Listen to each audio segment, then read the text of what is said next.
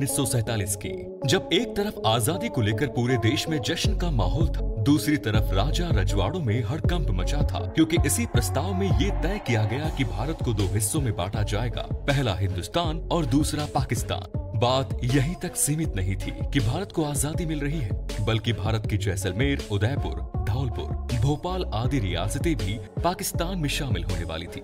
लेकिन फिर कैसे मेवाड़ के राजा राणा भोपाल सिंह और वल्लभ भाई पटेल ने जिन्ना की चालाकी को परखकर इन रियासतों को बचा लिया, जानेंगे इस वीडियो में। बहुत सी रियासतों के राजा इस बात को लेकर असमंजस में थे कि पाकिस्तान में जाया जाए या स्वतंत्र रहा जाए, क्योंकि हिंदुस्तान तो आखिरी विकल्प था ही। लेकिन भोपाल के नवाब हमीदुल्ला खां ये तय कर चुके थे कि उन्हें हर हाल में भोपाल को पाकिस्तान में शामिल करना है। अब भोपाल के नवाब के सामने समस्या ये थी कि भोपाल को पाकिस्तान में मिलाया कैसे जाए, क्योंकि भोपाल कोई चीज तो था नहीं जिसे उठाया और पाकिस्तान में मिला दिया जाए। इन दोनों के बीच कुल 5 रियासतें थी, जिसमें से 3 बड़ी रियासतें थी राजस्थान की। वो राजस्थान जहां महाराणा प्रताप जैसे देशभक्त पैदा हुए, जिन्होंने मातृभूमि की रक्षा के लिए मुगलों से लोहा लिया। उस धरती को पाकिस्तान का हिस्सा कैसे बनाया जाए, इस बात को लेकर मुस्लिम लीग के नेता मोहम्मद अली जिन्ना और भोपाल के नवाब हमीदुल्ला खां काफी दिमाग लड़ा रहे थे। दोनों ने मिलकर एक प्लान बनाया और रियासतों के राजाओं से मुलाकात शुरू कर दी। उन्हें भरोसे में लेने के लिए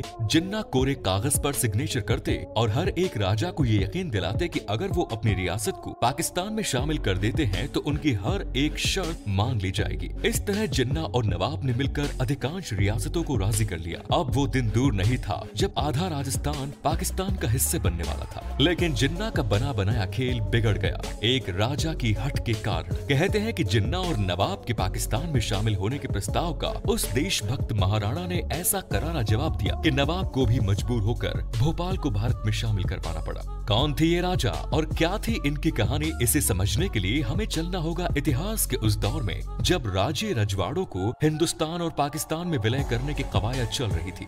ये कहानी शुरू होती है साल 1945 से। ब्रिटेन में चुनाव होते हैं और प्रधानमंत्री विंस्टन चर्चिल चुनाव हार जाते हैं। उनकी जगह पर नए प्रधानमंत्री बनते हैं क्लेमेंट रिचर्ड एटली। ये वो दौर था जब एक तरफ भारत में आजादी को लेकर लगातार आंदोलन हो रहे थे और दूसरी तरफ जगह जगह धर्म के नाम पर दंगे। भारत के इन हालातों से निपटने के लिए उस समय के वायसराय आर्चीबाल्ड वॉवेल नाकाम हो रहे थे।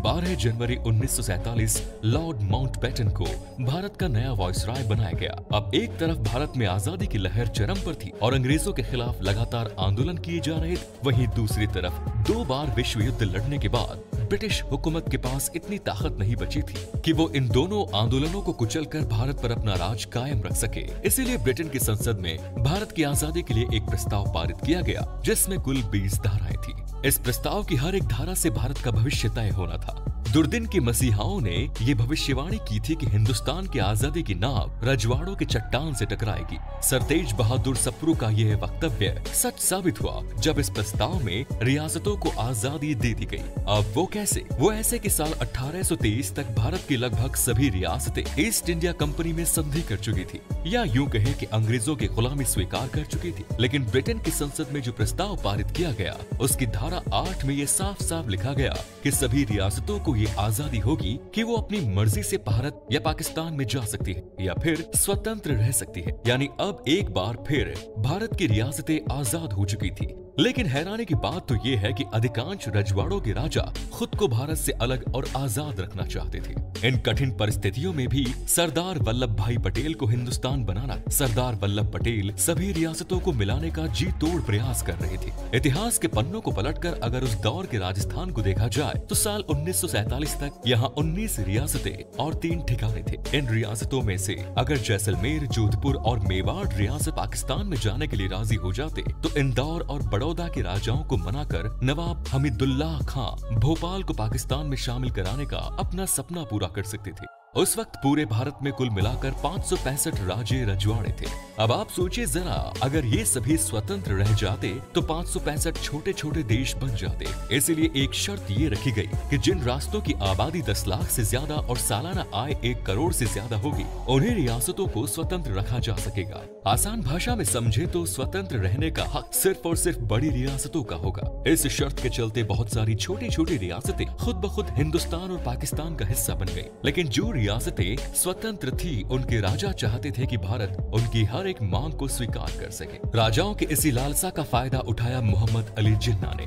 दरअसल मोहम्मद अली जिन्ना भोपाल के नवाब हमीदुल्लाह खान के पक्के दोस्त थे और हमीदुल्लाह खान उस दौर में नरेंद्र मंडल के अध्यक्ष थे। नरेंद्र मंडल भारतीय रियासती राजाओं का एक संगठन था जो राजाओं के अधिकारों को आगे रखता था। इसे चैम्बर ऑफ प्रिंसेस भी कहा जाता था। साल 1920 में जब इसका गठन किया गया तो इसके पहले अध्यक्ष बने महाराजा गंगा सिंह, लेकिन उनके देहांत के बाद अध्यक्ष बदलते गए और छठे अध्यक्ष बने थे नवाब हमीदुल्लाह खान। अध्यक्ष होने के नाते हमीदुल्लाह के सभी राजाओं से बहुत अच्छे संबंध थे।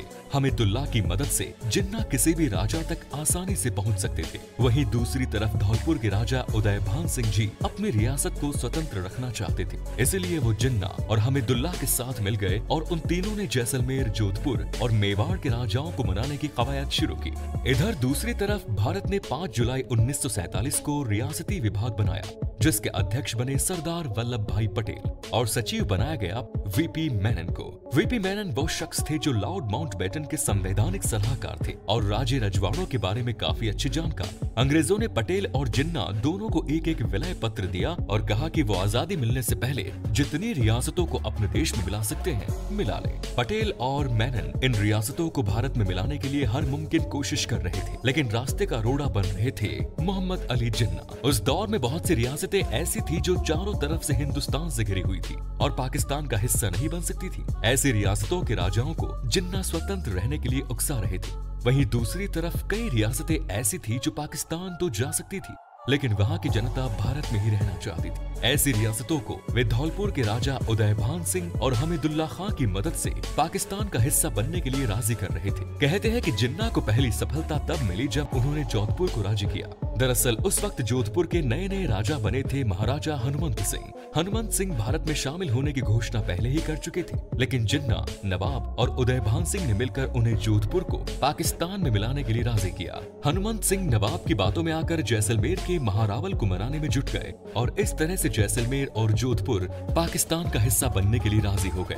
ये दोनों रियासतें पाकिस्तान के करीब थी और दोनों की आबादी 10 लाख से ज्यादा, इसीलिए ये पाकिस्तान का हिस्सा बनने के लिए स्वतंत्र थे। यानी नवाब का भोपाल को पाकिस्तान में मिलाने का सपना लगभग पूरा हो चुका था। अब सिर्फ एक ही रियासत को राजी करना बाकी रह गया था और वो थी मेवाड़ रियासत। ये वही मेवाड़ था जो महाराणा प्रताप की धरती थी और महाराणा प्रताप के वंशज राणा भोपाल सिंह उस वक्त मेवाड़ के राजा थे। अब जब तक मेवाड़ पाकिस्तान में नहीं मिल जाता, भोपाल को पाकिस्तान का हिस्सा बनाना नामुमकिन था।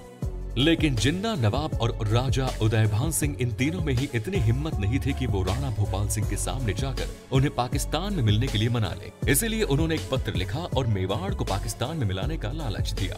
इस पत्र को पढ़कर राणा भोपाल सिंह ने जो जवाब दिया, उसे पढ़कर नवाब की आंखें शर्म से झुक गई। उस पत्र में लिखा था कि मुझे कहाँ मिलना चाहिए या कहाँ जाना चाहिए ये मेरे पूर्वजों ने निश्चित कर दिया था। यदि वो थोड़े भी डगमगाए होते तो हमारे लिए हैदराबादी जितनी भी रियासत छोड़ जाते।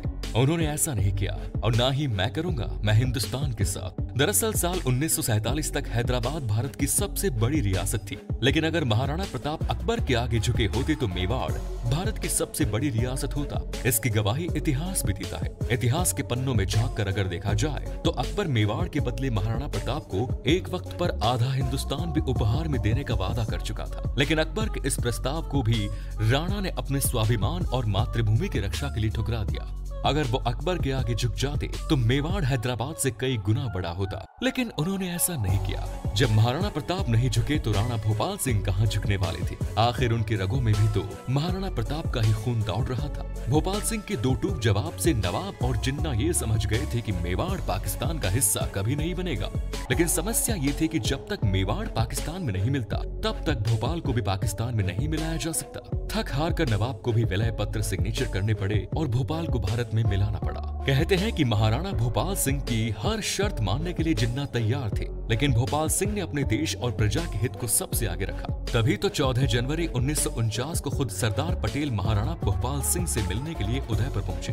कहते हैं कि जब महाराणा भोपाल सिंह ने पटेल से आसन ग्रहण करने का अनुरोध किया तो सरदार पटेल ने हाथ जोड़कर उनसे कहा कि महाराणा साहब, हम तो आपको दिल्ली ले जाने के लिए आए हैं, चलिए दिल्ली का सिंहासन संभालिए। आपके पूर्वजों द्वारा देश हित में जो कुर्बानियां दी गई थी, उन्हीं की वजह से तो आज ये अवसर आया है। कहते हैं कि सरदार पटेल ने इन बातों को इतनी सरलता और गंभीरता के साथ कहा कि राणा भोपाल सिंह की आंखें डगमगा गई। जिस दिल्ली की सत्ता के आगे कभी मेवाड़ी झुके नहीं थे, उसी दिल्ली का सिंहासन आज मेवाड़ियों के सामने सर झुकाए खड़ा था। उसी दिन मेवाड़ भारत में शामिल हो गया और महाराणा भोपाल सिंह महाराज प्रमुख कहलाए। महाराणा भोपाल सिंह की अटल देशभक्ति ने जिन्ना और भोपाल के नवाब के सपनों पर पानी फेर दिया। आखिरकार नवाब को भोपाल का विलय भारत में करना ही पड़ा।